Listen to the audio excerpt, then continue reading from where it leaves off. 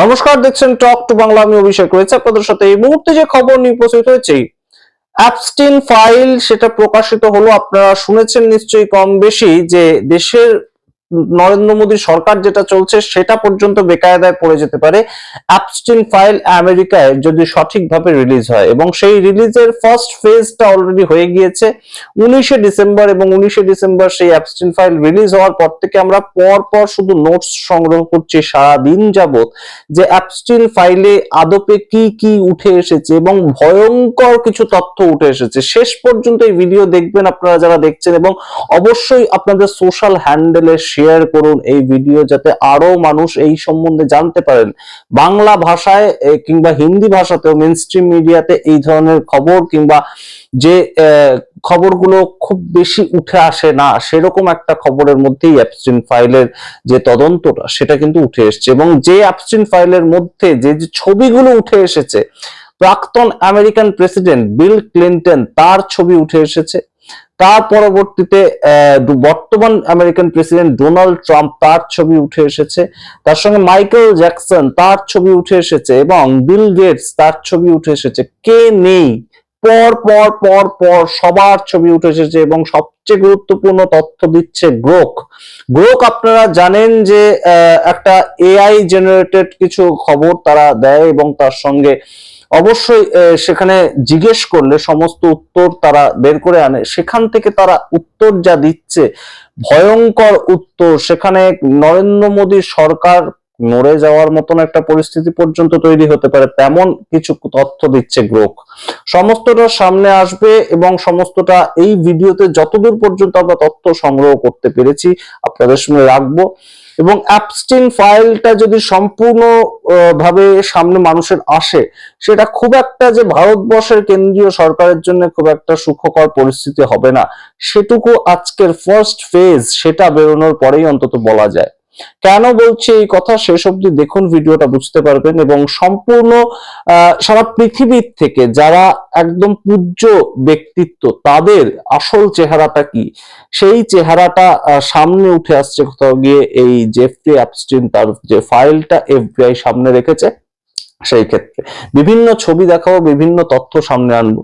দেখতে থাকুন talk to Bangla. অবশ্যই টক টু বাংলা ইউটিউব চ্যানেলকে সাবস্ক্রাইব করে দিন, এবং অবশ্যই এই ভিডিও শেয়ার করুন আপনাদের সোশ্যাল হ্যান্ডেলে।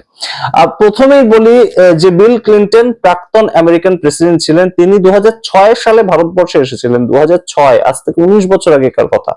তখন ভারতবর্ষে এসেছিলেন, এবং 2006 সালের নভেম্বর মাসে ভারতবর্ষে এসে তিনি গিয়েছিলেন প্রথমে দিল্লি, তার পরবর্তীতে তামিলনাড়ু, এবং সেখানে তিনি বিভিন্ন মানুষের সঙ্গে দেখা করেন, অফিসিয়াল ট্যুরে এসেছিলেন। এবং রাত্রিবেলা তিনি যে হোটেলে থাকতেন, এই অ্যাপস্টিনের বিরুদ্ধে মূল যে অভিযোগটা সেটা হচ্ছে উইমেন ট্রাফিকিং। খুব কম বয়সী মেয়েদেরকে তিনি সারা বিশ্ব থেকে কালেক্ট করতেন, এবং কালেক্ট করে তিনি সেটা একটা ব্যবসার মাধ্যমে সম্পূর্ণ বিভিন্ন বড় বড় যারা হাই প্রোফাইল মানুষজন তাদেরকে তিনি যোগান দিতেন। তাদের বিভিন্ন ধরনের মনোরঞ্জন বা যেটাই বলা হোক না কেন, সেই ধরনের কথা আমাদের উচ্চারণ করতেও খারাপ লাগে, কিন্তু এই সামগ্রিক ব্যবসাটা তিনি করতে করতে এমন একজন মিডিয়েটর হয়ে গিয়েছিলেন। সারা পৃথিবীর যত বড় বড় মানুষজন, সেই বড় বড় মানুষজনের মধ্যে তিনি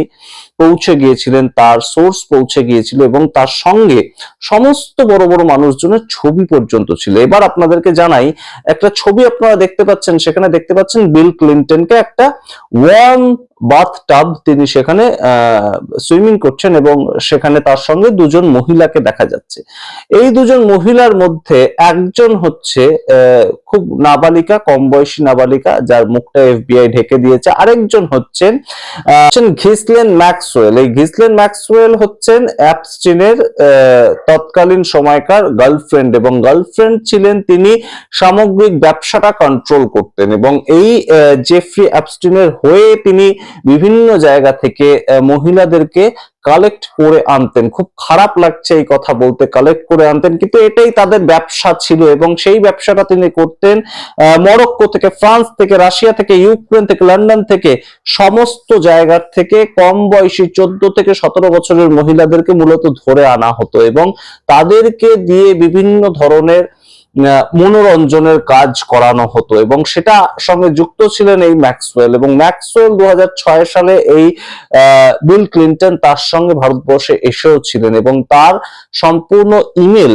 তিনি যে করেছিলেন অ্যাপস্টিনকে ভারতবর্ষে এসে আসার পরে, ক্লিন্টনের সঙ্গে দেখা হওয়ার পরে সেই সম্পূর্ণ যে চ্যাটটা, সেই যে মেলটা, সেটাতে এফবিআই শিলমোহর দিয়েছে, এবং সেই এফবিআই এর শিলমোহর আপনারা দেখতেও পাচ্ছেন। এবং গ্রোককে যখন সম্পূর্ণ বিষয়টা জিজ্ঞাসা করা হয়েছে, আপনাদেরকে জানাই যে সামগ্রিকভাবে ভারতীয়দের সঙ্গে কিভাবে যোগাযোগ রয়েছে এই অ্যাপস্টিন ফাইলে, সেটা সম্বন্ধে গ্রোক জানাচ্ছে যে ভারতীয়দের সঙ্গে যোগসূত্র 4 জন ব্যক্তি তাদের সঙ্গে রয়েছে। এই 4 জনের নাম আপনারা দেখতে পাচ্ছেন, কিন্তু সবচেয়ে গুরুত্বপূর্ণ নামটা এখানে কোথাও গিয়ে অ্যাট্রাক্ট করছে নরেন্দ্র মোদী। নরেন্দ্র মোদীর নামটা, এটা আমরা জানি না এর সত্যতা কি, তবে গ্রোক তেমনই জানাচ্ছে। অনিল আম্বানি ঠিক যেমন একটা নাম, হরদীপ পুরী ভারতবর্ষে পেট্রোলিয়াম মিনিস্টার বর্তমানে যেমন একটা নাম, ঠিক তেমন ভাবে নরেন্দ্র মোদী তেমন একটা নাম জানাচ্ছে গ্রোক। আমরা জানি না গ্রোক কি কিসের ভিত্তিতে এই কথা বলছে, তবে গ্রোক জানাচ্ছে অ্যাপস্টিন ফাইলের সঙ্গে নরেন্দ্র মোদীর যোগাযোগ রয়েছে। এই যোগাযোগের কি ভিত্তি, কি বিষয়, সেই ধরনের কোনো তথ্য সামনে উঠে আসেনি, কিন্তু এই সামগ্রিক বিষয়টা নিয়ে ইতিমধ্যেই চাঞ্চল্য ফেলে দিয়ে একটা পোস্ট করেছেন বিজেপির প্রাক্তন মন্ত্রী, বিজেপির প্রাক্তন নেতা, তিনি সুব্রমণিয়াম স্বামী। তিনি যে কোট আনকোট বক্তব্যটা রেখেছেন, সেটা আপনাদের সামনে রাখলে আপনারা চমকে উঠবেন। তিনি এই মুহূর্তে বলেছেন, Modi claims to be a brahmachari, but in truth he is a bachelor who had flings with women willingly or unwillingly. The US agencies have the photos to blackmail. This hurts India's national interest. অর্থাৎ ভারতবর্ষের যে national ইন্টারেস্টটা কেন নরেন্দ্র মোদীকে Donald ট্রাম্পের সামনে ঝুঁকে থাকতে হয়, তার মূল কারণটা হচ্ছে যে কোথাও গিয়ে দেশের প্রধানমন্ত্রী তার কিছু মহিলার সম্বন্ধ আছে, মহিলার সঙ্গে সম্বন্ধ আছে, তেমন অভিযোগ করছেন সুব্রমণিয়াম স্বামী। আমরা জানি না এই অভিযোগের কি ভিত্তি, তিনি বলতে পারবেন ভালো, কিন্তু তিনি যা অভিযোগ করছেন মারাত্মক, যে তার এমন কিছু ফটোগ্রাফস ইউএস এজেন্সিগুলোর কাছে রয়েছে যেখানে ইউএস এজেন্সিগুলো সম্পূর্ণ তাকে ব্ল্যাকমেল করতে পারে। এই ধরনের কথা বলছেন সুব্রমণিয়াম স্বামী, এবং অবশ্যই ফার্স্ট ফেজে যে ধরনের ছবি বেরিয়ে এসেছে তাতে একটা জিনিস কিন্তু খুব স্পষ্ট, যে এই যে জেফ্রি আপস্টিন যিনি 2019 সালে মারা গিয়েছেন, তার যে সম্বন্ধ ছিল বিভিন্ন মানুষের সঙ্গে, সেটা কিন্তু খুব একটা নিচু লেভেলে ছিল না। বুঝতেই পারছেন আপনারা, আমেরিকার বর্তমান প্রেসিডেন্ট, প্রাক্তন প্রেসিডেন্ট, এবং বিল গেটস, মাইক্রোসফটের যিনি একদম মাথায় রয়েছেন বিল গেটস, তার সঙ্গে পর্যন্ত জেফ্রি অ্যাপস্টিন তার যোগাযোগ ছিল। এছাড়া মাইকেল জ্যাকসন, তার সঙ্গে যোগাযোগ ছিল, এবং সম্পূর্ণ যোগাযোগের মাধ্যমটা কি, যোগাযোগের মূল ভিত্তিটা কি, উইমেন ট্রাফিকিং। এবং কোথাও গিয়ে এই যে প্রথিতযশা মানুষজন, তাদের যে রাতের অন্ধকারে তাদের মূল যে চরিত্রটা, সেটা বেরিয়ে আসার একটা চান্স, সেটা কিন্তু এই অ্যাপস্টিন ফাইলের ছিল। এবং এই অ্যাপস্টিন ফাইল প্রথম যে প্রকাশ করা হয়েছে ফার্স্ট ফেজটা,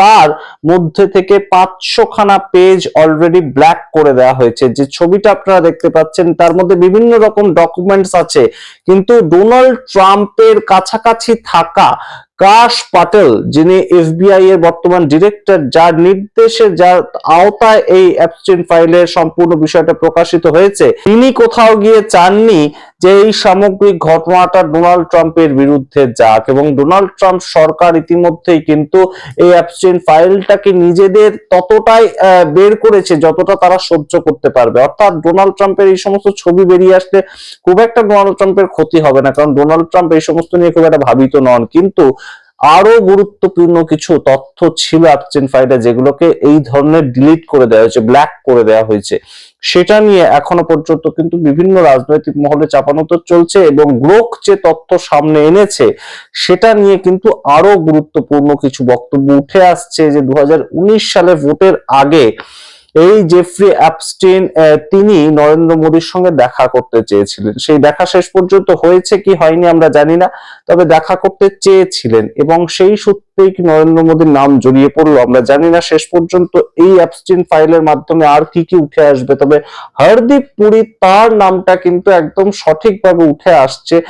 আমরা আগেও জানতে পেরেছিলাম, এই সম্বন্ধে অন্তত গ্রোকের মাধ্যমেই জানতে পারছি, এছাড়াও বিভিন্ন তথ্যে সেই জিনিসপত্র উঠে এসেছে। তবে হরদীপ পুরী বা বিজেপি তাদের কারোর তরফ থেকেই কোনো নেতা বা মন্ত্রী এই ধরনের কোনো প্রেস কনফারেন্স করে এই যে যোগসূত্রগুলো সেগুলোকে মিথ্যা এখনো পর্যন্ত বলে তারা সামনে এসেছেন, তেমন কোনো ঘটনা কিন্তু দেখা যায়নি। আমরা জানি না এই সামগ্রিক ঘটনা কোথায় গিয়ে শেষমেশ দাঁড়াবে। সেকেন্ড ফেজে অ্যাপস্টিন ফাইল যদি বেরোয় তাহলে তার কি ঘটনা সামনে উঠে আসবে আমরা জানি না।